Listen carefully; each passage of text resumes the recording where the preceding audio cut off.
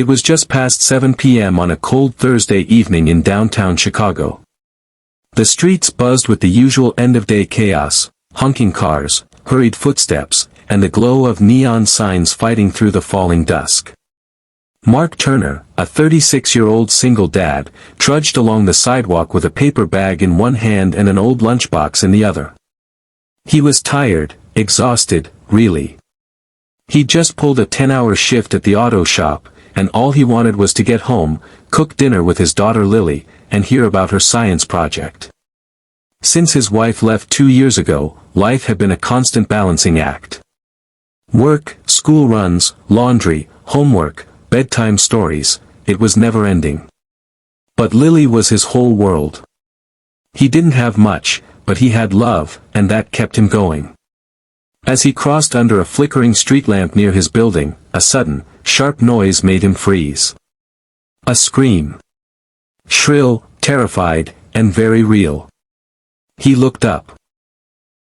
Across the street, near an alleyway entrance, a man was yelling at a young woman. Then, without warning, he struck her hard across the face. She crumpled to the sidewalk, trying to shield herself, but he grabbed her by the hair and yanked her up. The moment seemed to freeze. People saw it. A woman holding groceries turned away. A teenager pulled out his phone, but didn't dial. A man in a car at the red light shook his head, then drove off when it turned green. Mark's heart pounded. Everything inside him screamed, "Don't get involved." He had Lily. He had responsibilities. This wasn't his fight. But he saw her eyes, filled with fear, pain, and something even worse, hopelessness. He dropped his bag.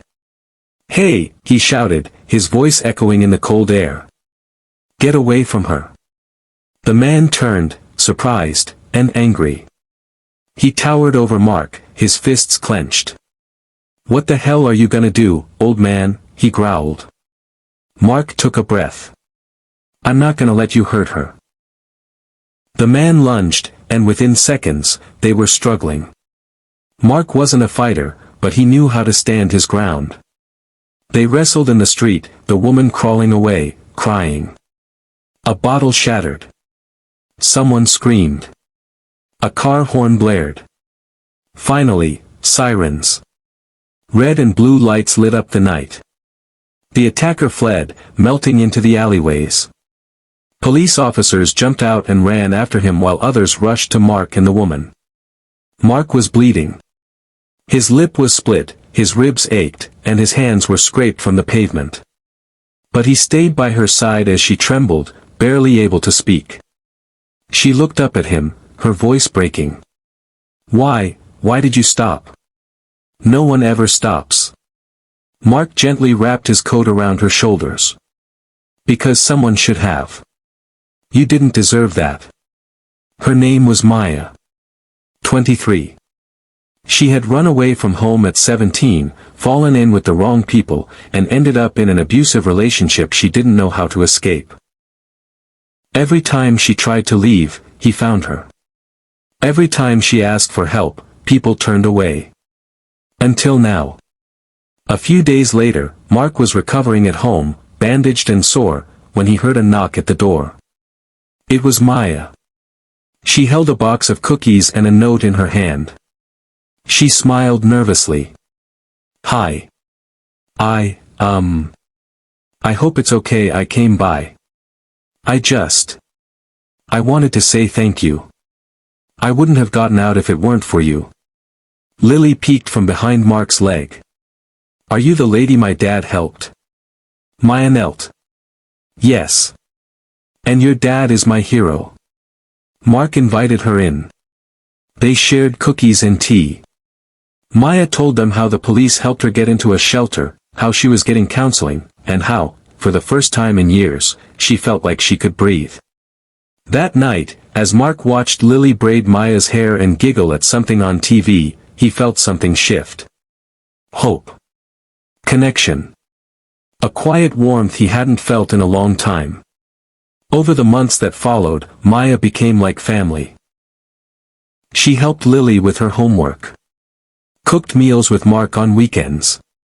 Got a job at a women's shelter, helping others find safety and strength, just like she had. People in the neighborhood began to notice too. The local bakery gave her a part-time job. A community center invited her to speak.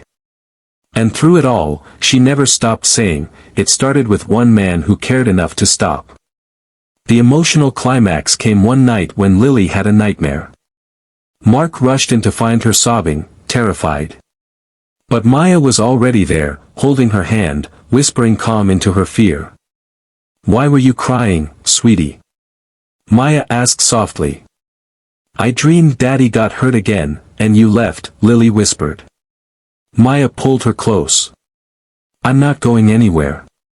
Because he saved me, and now I want to be here to help save others." Mark stood in the doorway, eyes filled with quiet tears. He had no words.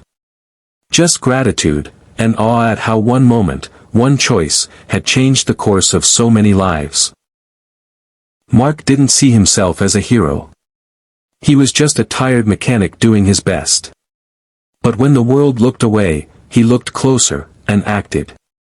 In a city of millions, where people often choose silence, one man chose kindness. And that one choice saved a life, healed a heart, and built a family that wasn't bound by blood, but by love, courage, and the simple act of caring. Sometimes the bravest thing you can do, is not walk away. In a world that often turns its back, be the one who steps forward. You never know whose life you'll change, maybe even your own.